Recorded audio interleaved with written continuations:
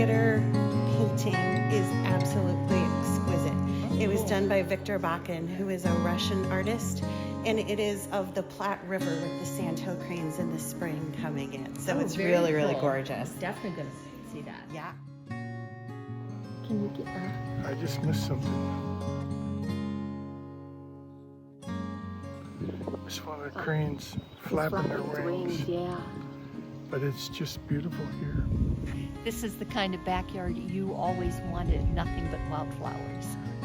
This is the International Crane Habitat or Foundation, and they've got, it's almost a mile trail with all kinds of different cranes here. We've taken pictures of quite a number of them. And it's a worldwide organization that's working on saving cranes, because 10 of the 15 species are endangered.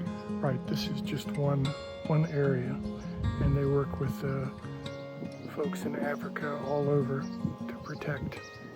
These methods help avoid disturbances to the cranes, reduce conflicts between people and wildlife, and improve conditions for local communities. As a project, we want to see that they see this is the source of my livelihood. This is something that is positive for me. This is in Baraboo, Wisconsin.